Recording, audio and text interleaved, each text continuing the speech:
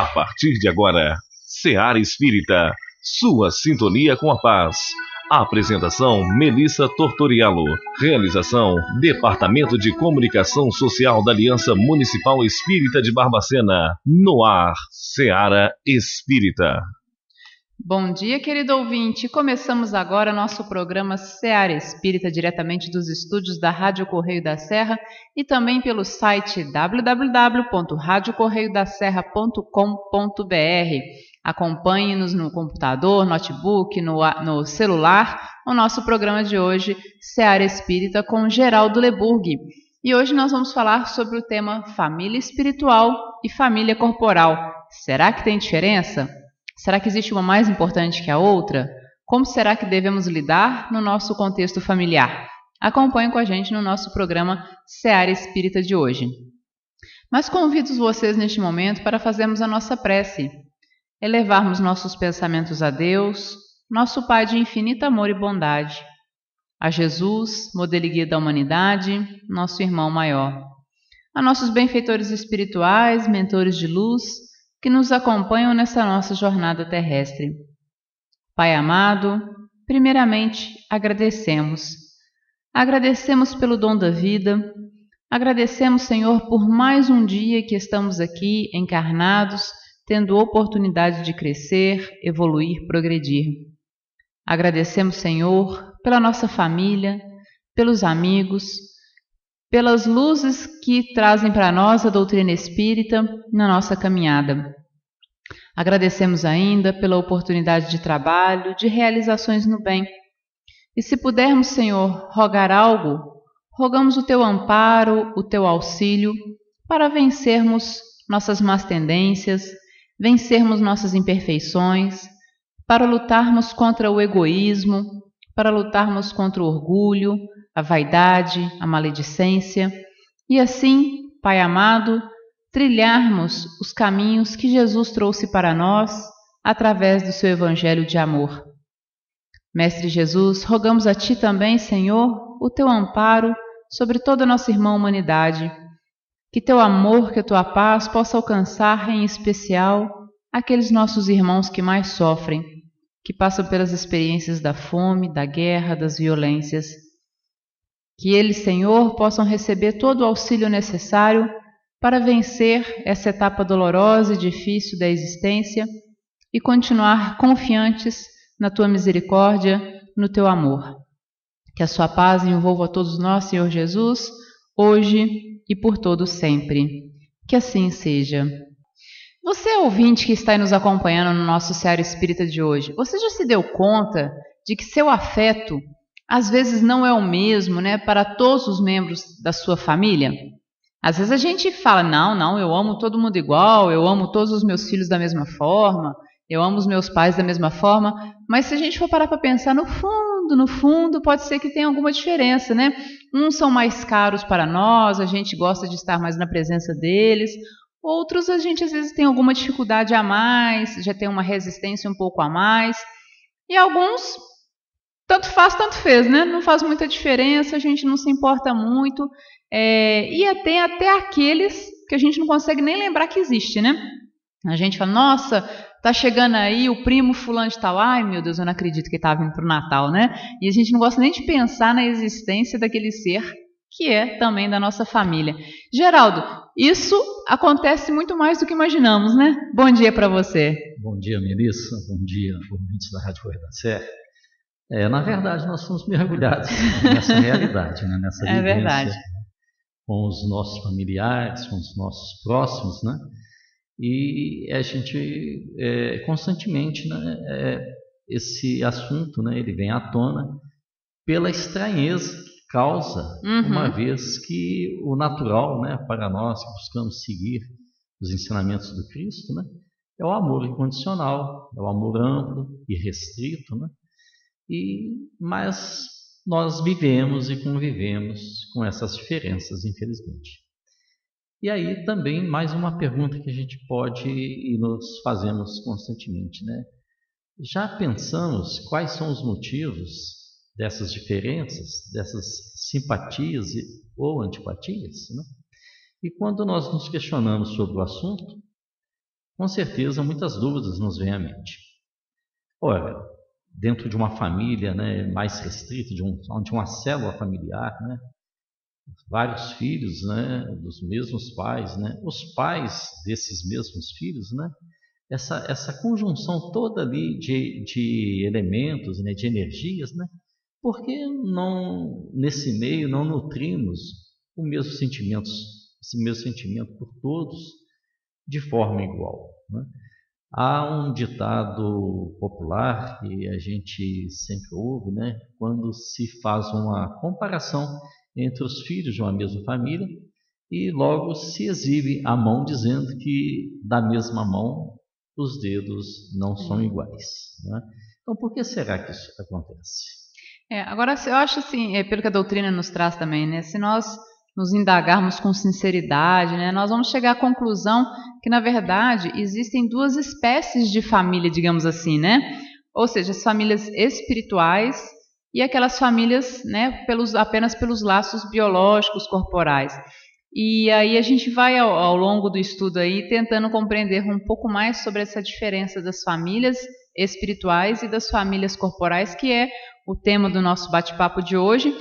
E nós vamos concluir ainda mais, né, que não são apenas não são os laços da consanguinidade, ou seja, ser parente consanguíneo, ser pai ou ser mãe ou ser irmão consanguíneo, né, que serão os verdadeiros laços da família, mas sim os laços de simpatia, de comunhão de ideias, né, de fraternidade, de amor. Ou seja, nós podemos ser muito mais irmão de uma pessoa estranha à nossa família, né, um amigo, um conhecido, alguém que não é da mesma família do que a nossa, consanguínea, e termos muita dificuldade com os nossos próprios irmãos consanguíneos, ou seja, considerarmos muito mais um irmão, alguém que de fora, do que aqueles que estão dentro da própria família consanguínea. Ou seja, não serão os laços de sangue, né, que vão criar os laços entre os espíritos que estão ali relacionados, né, Geraldo? Há também um dito, né, que mais ou menos é assim, que Deus nos deu amigos para que eles sejam tratados fraternalmente, e Deus nos deu irmãos para que sejam tratados amigavelmente. Ou seja, na síntese, não haveria diferença entre esse tratamento amigável e fraternal. Teria que ser assim, de uma amplitude, né, e um envolvimento muito grande. Mas essas disparidades que existem, né, nessas relações de afeto e desafeto entre os componentes do mesmo grupo familiar, a gente precisa, para entendê-la, para buscar um entendimento sobre ela, lançar mão da ideia da lei de reencarnação, dos princípios ligados a essa realidade que é a lei da reencarnação. Porque reunidos numa mesma família, pelas leis divinas, encontram-se espíritos simpáticos entre si por relações anteriores que se expressam por uma afeição recíproca. Mas aí ainda vai mais. São espíritos que têm laços de envolvimento entre si. Aqui a gente disse que simpáticos, né? Mas no sentido de afinidades. Essas afinidades podem ser afetuosas ou muitas vezes, ou algumas vezes, melhor dizendo, podem ser rancorosas também, né? Então, a lei da reencarnação é que pode nos explicar aí por que esse tumulto, essas disparidades dentro do seio familiar. E além desses simpáticos, né, ou seja, desses espíritos afins que se reencontram numa existência, né, para uma nova jornada né, evolutiva de encaminhamento, a gente vai ver também que acontece de se encontrarem espíritos completamente estranhos uns aos outros, né, afastados por antipatias anteriores, e isso aí às vezes são colocados na mesma família para aprender a se amar, aprender muitas vezes apenas a se tolerar, né, porque ainda não consegue chegar no amor, então fica só ali no campo da tolerância. E com a lei da reencarnação, como você colocou, né, nós entenderemos por que esses dois seres nascidos de pais diferentes podem muitas vezes ser mais irmãos, mais fraternos, do que se fossem às vezes nascidos da mesma família, sendo irmãos ali do mesmo pai, da mesma mãe.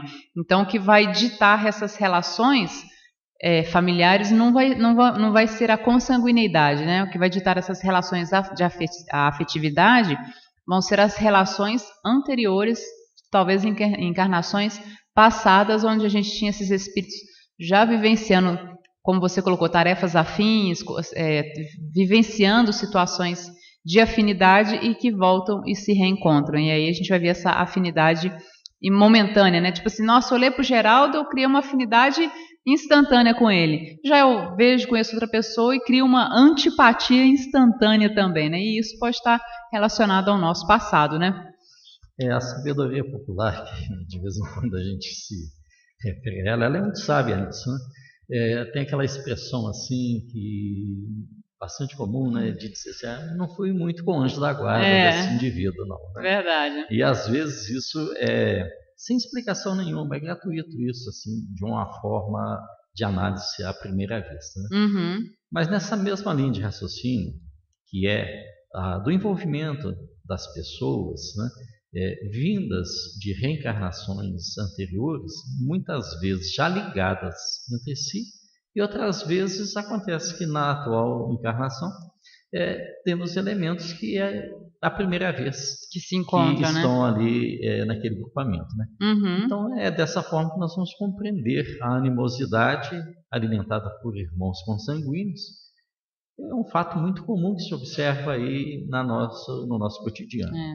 A lei da reencarnação, ela também vai nos esclarecer sobre os objetivos pretendidos por Deus para todos os seus filhos, que é o progresso intelectual e moral. E é dessa forma, então, pela reencarnação, que não fortuitamente, mas de uma forma planejada, né, esses espíritos se encontram dentro aí da busca de atingir um objetivo muito amplo, que é esse progresso intelectual e moral. E se Deus, né, Geraldo, nos permite esse reencontro com os afetos, mas também com os desafetos do passado, é porque Ele está nos oferecer uma nova oportunidade de aperfeiçoamento, né? A gente vê a grandiosidade de Deus, a sabedoria de Deus. Enquanto a convivência com os desafetos nos dá a oportunidade de estabelecer simpatia, perdão, compreensão, o convívio com os afetos, né, com aqueles que nos são caros, com aqueles que a gente já tem uma afinidade maior, nos dão força para a gente suportar os momentos mais difíceis, para a gente dar continuidade nessa etapa evolutiva, né? Isso ajuda demais. É a balança, né, da misericórdia, da justiça divina, né, que sempre coloca ao alcance, né, das nossas necessidades todos os elementos que a gente precisa para que faça esse equilíbrio. Né? E aí, dessa forma, então, nós vamos entender que as múltiplas existências, né, as várias reencarnações pelas quais nós já passamos e que ainda vamos passar, elas vão estender, elas vão ampliar, né, os laços de afeto, ampliando, fazendo crescer, né, o nosso grupamento que denominamos de família espiritual.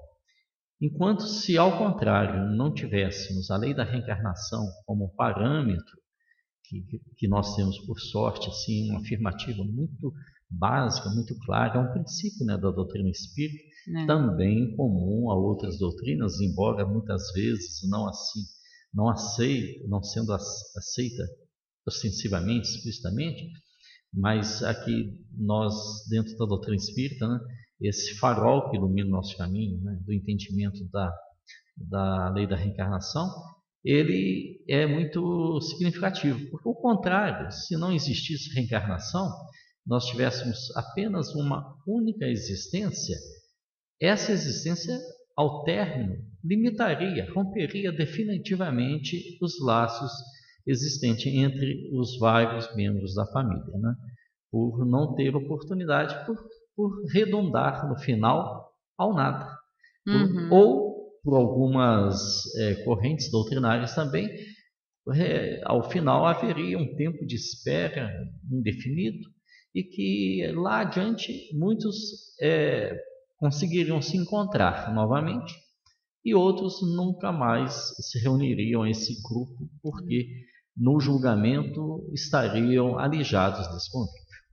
A lei da reencarnação, ela pelo contrário, nos dá essa tranquilidade de nós ampliamos os nossos laços de família e eles vão se tornar cada vez mais fortes, mais duradouros. É verdade. Se não fosse, né, a nossa abençoada reencarnação, né, as portas da reencarnação, nós não teríamos a chance de amar os inimigos, ou seja, de vê-los de outra forma, né? Conforme nos recomendou Jesus.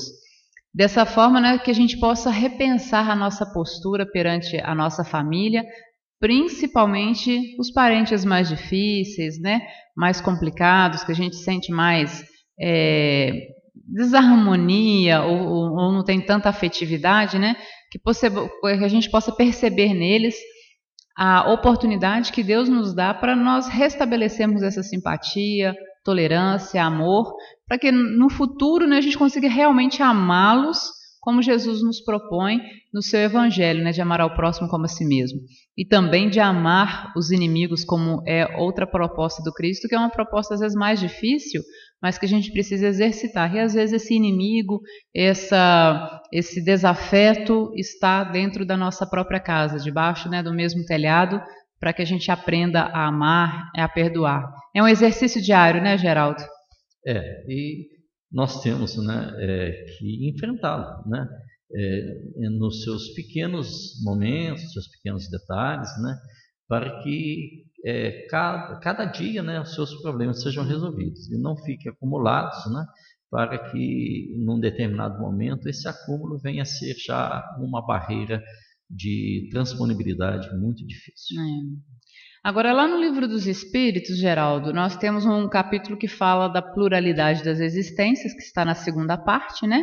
E a gente tem um subitem que fala de parentesco e filiação. E aí a gente novamente fala a importância do Livro dos Espíritos, porque lá vão estar quase, se não todas, a maioria das nossas dúvidas, dos nossos questionamentos respondidos pelos Espíritos. Inclusive, do nosso tema de hoje, quando a gente fala sobre família corporal, família espiritual. Lá na questão 203... Kardec pergunta aos espíritos assim, Kardec pergunta e eu pergunto a você. Eu estou fazendo o papel de Kardec aqui e você o papel dos espíritos, olha a responsabilidade. Kardec pergunta, os pais transmitem aos filhos uma parcela de suas almas ou se limitam a lhes dar a vida corporal, à qual mais tarde outra alma vem adicionar a vida moral? O que os espíritos nos falam sobre essa questão, Geraldo? A resposta deles é bastante conclusiva, né? Os pais dão apenas a vida corporal aos filhos. Os pais geram biologicamente os filhos, né? Mas não dividem com eles uma parte do seu espírito, da sua alma, né? Denominamos alma quando o espírito se encontra encarnado e após o desencarne, a volta para o mundo espiritual, é que de fato denominamos como espírito propriamente dito, né? O pai, então, os pais transferem aos filhos as características genéticas, né? As características do corpo, as características somáticas, mas não dividem com eles a alma, parcelas de sua alma. Daí que pais, né, podem geram filhos, e esses filhos, cada um na sua individualidade, eles vão ter características espirituais próprias, porque o filho, ou todo espírito que vem encarnar, o espírito já é pré-existente, ele já existia antes do momento da encarnação, antes do momento da concepção, melhor dizendo. Há um planejamento que se faz, né, no plano espiritual para a reencarnação de um espírito, e esse espírito já pré-existente será dirigido para a encarnação dentro de uma família, onde seus pais biológicos vão contribuir com os genes, né, com a formação do seu corpo biológico, mas não com a formação, a ceder parte de seus espíritos para aquele filho, né? Esses laços de sangue, eles não estabelecem necessariamente laços espirituais, somente laços biológicos, né?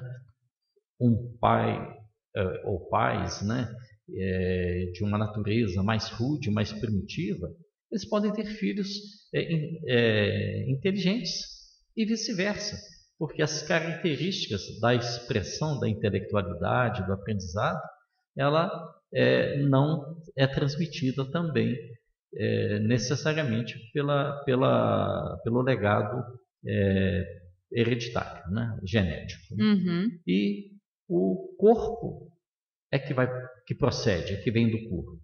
Mas o espírito, ele não procede do espírito. Ele existia antes da formação do corpo. O pai, então, não gera o espírito do filho, fornece apenas o envoltório corporal, né, o corpo físico, tendo por missão ajudá-lo em seu desenvolvimento intelectual e moral para fazê-lo progredir. Ou seja, no meio em que o espírito reencarna, recebe então a herança hereditária, genética, biológica dos pais e com certeza também será auxiliado no seu aprendizado, na sua formação, né, na sua capacitação como espírito em progresso, pela contribuição dos pais. Mas ele é uma individualidade espiritual diferente da individualidade espiritual dos pais, Uhum. e muitas vezes até com mais experiência. Terá reencarnado, terá aprendido mais do que os próprios pais. Às vezes isso acontece. É verdade. Uma ouvinte nos ligou aqui, Geralda Deise, e ela queria fazer o seguinte questionamento. Por que quando morre um irmão nosso, às vezes a gente sente mais, fica mais impressionado do que quando morre outro? Existe uma motivação para isso? Bom, eu acredito que até dentro do campo da psicologia haveria também outras vertentes para a gente entender esse aspecto. Por exemplo, numa família numerosa, quando o primeiro dos irmãos desencarna, é algo inusitado ainda dentro da vivência daquela família, né? É aquela experiência que vai comocionar toda a família. Uhum. E vamos dizer assim que a gente tem a tendência de nos acostumarmos com as coisas, de passarmos a aprender, né, com as coisas. Então, quando é o falecimento do primeiro irmão, todos, mesmo aqueles que porventura não tinham lá um envolvimento tão grande, que isso pode acontecer, como a gente já falou aqui hoje, todos vão sentir, né? Foi lá a primeira penca do cacho de bananas, né? Mas, assim, nós temos esse entendimento da perda, e isso acaba nos fazendo olhar também para nós mesmos. Olha, já foi um, né? Irá outro. Quem será o outro? Será que aquele nosso irmão consanguíneo que partiu, será que estava no momento dele ir? Será que nós, como irmãos, fazendo parte aí do mesmo grupamento, será que nós fizemos a nossa parte com ele? Será que nós somos tolerantes? Será que nós o ajudamos? Será que nós soubemos conviver com ele? Então, esses questionamentos vão vir mesmo naturalmente e necessariamente para que a gente possa fazer um exame e buscar retificar os nossos procedimentos daí para frente de uma forma proveitosa. Ou seja, não há nada que se perde, sempre se pode aproveitar qualquer evento, né, mesmo da perda de um ente querido, para melhoria. Com certeza, e essa é a grandiosidade da doutrina nos mostrando, né, os porquês da vida. E o mais importante que eu acho, Geraldo, nessas questões de morte de parente, né, da desencarnação, é que às vezes a gente sente mais quando existe algum remorso ou alguma culpa por detrás, né? A gente vê isso muito em relação aos pais. Aqueles filhos que cuidaram dos pais até o momento derradeiro, né, que deu todo o amparo, todo o auxílio aos pais, mesmo com o pai ou com a mãe partindo, eles têm aquela coisa da consciência tranquila. Olha, eu fiquei com meu pai e com a minha mãe até o último momento, né? Então aquilo, apesar da saudade e tudo, é um motivo para você ter tranquilidade, que você deu tudo que você podia dar em auxílio àquela pessoa, né? Já quando a gente às vezes se distancia, não está tão próximo, ignora um pouco, deixa de lado, o remorso, a culpa também vem nos cobrar sobre a nossa postura inadequada em relação àquele parente. Então a culpa pode também estar relacionada a esse sentir mais, talvez, né? Sim, sem dúvida, porque nós estamos fazemos parte de um mesmo time. Nós somos um conjunto, a família, né? A célula da família, somos um conjunto. Então ali, alguns têm mais facilidade de superar, outros menos, e essa solidariedade que uns podem prestar aos outros é muito importante. Solidariedade no sentido da ajuda material, do amparo físico e da ajuda moral, do crescimento espiritual. Então, há realmente razão de que, quando não conseguimos levar a bom termo esse convívio, nos preocuparmos e sentirmos mesmo esse sentimento de frustração, de que devíamos ter feito mais, esse remorso. Sim. Isso realmente faz com que, conscientes das nossas faltas, venhamos a sofrer mais. Mas é um aprendizado para procurar melhorar. Isso, tudo na vida é aprendizado, né? Inclusive os momentos de dificuldade, de dor, também fazem parte desse aprendizado. E continuando aqui no Livro dos Espíritos, na questão 204, Geraldo, Kardec questiona os espíritos assim: uma vez que temos tido muitas existências, a nossa parentela, né, os nossos parentes, eles vão além da que a existência atual nos criou? Ou seja, nós temos muito mais parentes por aí do que aqueles parentes que nós estamos convivendo hoje na nossa vida física? Há parentes espalhados mundo afora, Geraldo? Olha, e os espíritos responderam a essa arguição de Kardec da seguinte forma: que não podia ser de outra maneira. E eles ainda acrescentam que a sucessão das existências corporais estabelece ligações entre os espíritos que podem durar desde existências anteriores. E que daí, muitas vezes, a simpatia que vem a existir entre nós, né, encarnados, e certos espíritos, elas são muito naturais, né, porque elas remontam à convivência de outras eras, de outras encarnações, em que amigos ou parentes, né, estivemos relacionados afetivamente, e se estende sempre, então, esses laços, né? Ocorre, inclusive, a possibilidade de alguma forma, quem, sendo filho de outrem em uma encarnação, vir de uma forma seguinte, sucessivamente, a ser irmão, a ser o pai daquele que foi o seu pai em outra encarnação. Então, parentes por afinidade que se agregam, né, ao conjunto desse núcleo de família, né, vem se associar a esse grupamento. E cônjuges, por exemplo, você tem a família de um, a família do outro, e acaba criando a somatória, né, a conjunção dessas duas famílias, né, e que vai formar, então, cada vez mais extensos, né, formar esses laços familiares, né. Os espíritos, né, eles encarnam numa mesma família, sobretudo como parentes próximos, porque no plano espiritual tiveram já experiências anteriores e buscam, né, se auxiliar mutuamente em provações futuras. Mas sempre com essa afinidade, ligados por essas relações anteriores, né?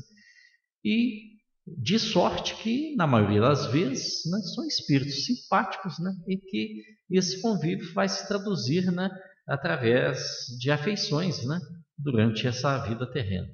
Mas, infelizmente, como somos imperfeitos, pode acontecer que os espíritos sejam completamente estranhos uns com os outros e que, separados também até por antipatias igualmente anteriores, e que vão se traduzir, né, em confrontos na presente encarnação.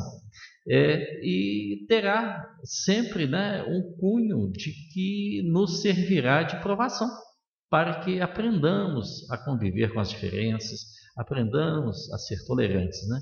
E os verdadeiros laços de famílias, eles não são, então, mesmo os do sangue, e sim os da simpatia, da comunhão de pensamentos, que unem os espíritos antes, em outras encarnações, durante essa encarnação, e que continuará unindo os espíritos após essa encarnação. Dois seres nascidos de pais diferentes podem ser mais irmãos espiritualmente do que se o fossem pelo sangue. E os espíritos, né, buscam sempre, pela lei de afinidade, né, se atraírem, procurar-se, tornar-se amigos, né? E muitas vezes quando não ocorre isso com dois irmãos consanguíneos, porque eles estão ali agrupados, mas trazidos, né, pela necessidade de superar suas dificuldades de convívio. Então, só a partir do momento em que eles começam a promover esse ajuste é que vão superar essas dificuldades. E nesse ponto também eu acho que cabe fazer uma colocação que há algum tempo atrás, no nosso grupo de estudos, né, uma participante disse assim, bom, digamos que um casal conviveu numa encarnação e que um tiranizou a vida do outro, né? Ele foi prejudicial à vida do outro. Ele precisará reencarnar para corrigir essas falhas dele. E aí, o outro que ele foi vítima terá que reencarnar também juntamente com ele para que dê a ele a oportunidade de corrigir os erros? Bem, não necessariamente, mas pode acontecer essa necessidade, já que esse que foi prejudicado de uma forma altruística, de uma forma elevada, também procurará prestar, né, auxílio à recuperação do outro com quem conviveu. Mas se não for desse jeito, porque dessa forma estaria aprendendo, né, um ao outro por um outro período, às vezes até cerceando a possibilidade de que aquele mais evoluído e que sofreu nas mãos do outro menos evoluído, que ele possa progredir. Aí o que acontece? Na encarnação vem um com limitações, junto com outro de outra família, de outro segmento familiar, com limitações também, para que possam conviver juntos e superar. Isso é muito sério. Geraldo, um ouvinte nos ligou aqui agora, no primeiro bloco, falando o seguinte: eu tenho pavor quando vejo um de meus primos. Isso é pecado? E a gente sabe que as pessoas às vezes passam por essas dificuldades mesmo, né? De não conseguir olhar para a pessoa, de ter vontade às vezes até de, como se diz, pular no pescoço, né? Ou de sair correndo. E aí esse nosso ouvinte lá do Caminho Novo pergunta se seria pecado esse tipo de situação. Geraldo? Olha, não vamos levar isso pela questão de ser pecado. É uma dificuldade e que não é só ele que tem com relação a alguém do grupo familiar. Todos nós, eu acho que se fizermos, né, uma relação dos nossos parentes mais próximos, mais distantes, vamos detectar também que A ou B nos é estranho, nos é difícil de convívio, né?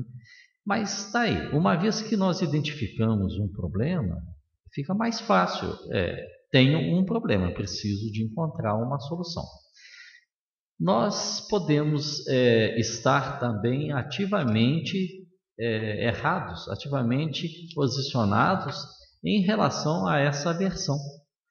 Às vezes a gente pensa que é só do outro que parte ali as emanações fluídicas, as energias, né, negativas, mas quem sabe nós estamos gerando essas energias, elas estão chegando até lá, somando provavelmente a outras energias que também essa outra individualidade gera e retorna, né? É a lei de causa e efeito, né?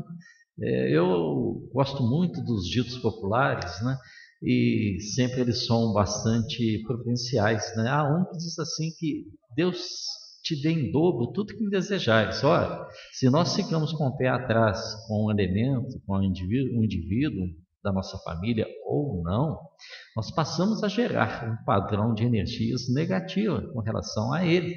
E nós estamos gerando e transmitindo, né? E vamos receber em dobro isso. Então, nem sempre é ele, a individualidade que nós estamos nos referindo, que está causando esse desconforto. Somos nós próprios que ficamos tentando nos colocar numa atitude defensiva sem necessidade. Quantas vezes isso já pode ter acontecido e que depois, por uma situação aí de acomodação, isso se resolve e aí vai vir aquele sentimento assim: olha só, né? Eu achava que aquela pessoa era tão negativa, mas agora que eu conheço melhor, agora que eu fui conversar, já não ocorre mais. Eu tive uma experiência própria nesse sentido há muitos anos, e com um colega de trabalho, e que ele era aquela pessoa assim que era muito simpático, muito amigo de todo mundo, exceto comigo a partir do momento que eu cheguei. Eu cheguei e já encontrei um ambiente de hostilidade da parte dele. E aquilo me intimidou e eu fiquei realmente assim na defensiva. Fiquei tentando não estar no caminho dele, para não ser abalroado por ele. E a coisa foi indo, passaram-se 2 anos aproximadamente, né? Com essa situação. Um dia, uma circunstância externa nos colocou em conjunto para solucionar um problema urgente. E nós conseguimos, somamos ali, no princípio, muito que laconicamente, mas tentando evitar que reconhecer a presença do outro, nós conseguimos levar a bom termo, e aí com aquele sentimento de alívio, de termos resolvido o problema, num primeiro momento, muito obrigado e tal. Aí ele falou assim comigo: você sabe que quando você chegou aqui na empresa eu não fui com a tua cara? Eu falei: eu sei, esse tempo todo eu notei seus olhares assim, de uma forma assim, bastante intimidadora. E eu peguei e fiquei na minha. Eu falei: não vou chegar perto não, mas olha só, né? Agora, assim, esse momento aí, que bom, né? Que a gente conseguiu superar isso. Então tente, que você vai conseguir. E aí a gente pode usar também, né, da prece, né, Geraldo? Porque quando às vezes é um sentimento, parece como é colocado por esse nosso irmão ouvinte, quando é um sentimento muito assim, que vem do nosso íntimo, que a gente não consegue nem entender o porquê, a gente não aconteceu uma coisa pontual para a gente saber, não, foi porque ele fez isso. Às vezes é uma coisa que vem de existências até anteriores realmente, né? E às vezes a prece, às vezes não, né? A prece vai nos auxiliar a gente diminuir esse nosso sentimento negativo, esse nosso rancor, essa nossa mágoa. Ele coloca, né, o termo pavor, esse nosso pavor em relação ao outro, porque quando existem esses tipos de sentimento, um dos dois no passado equivocou, e às vezes equivocou muito, ou os dois, né? Podem ter se equivocado muito, de forma grave, e aí às vezes vem isso inato dentro de nós, é instintivo, né? E a prece vai nos ajudar a gente ir trabalhando esses sentimentos. Não que a gente vai amar da noite para o dia, mas a gente vai diminuir o pavor, vai diminuir a rejeição, vai diminuir, né, até o ponto da gente conseguir conviver com aquela pessoa de uma forma mais tranquila, até num futuro da gente realmente conseguir amar essa pessoa como é a proposta do Cristo. Isso. Pode dirigir a prece inicialmente como sugestão ao guia espiritual dele. O guia espiritual dele, que é um espírito mais evoluído que ele, ouvinte, vai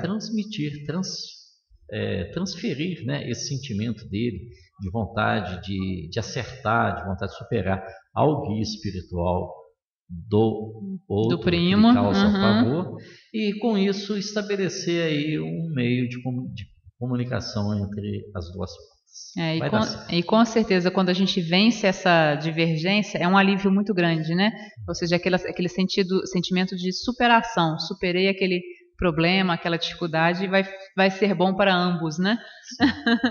Agora, Geraldo, a questão 205, continuando com o Livro dos Espíritos, fala o seguinte: a algumas pessoas, a doutrina da reencarnação se afigura destruidora dos laços de família, por fazê-los recuar a existências anteriores à atual.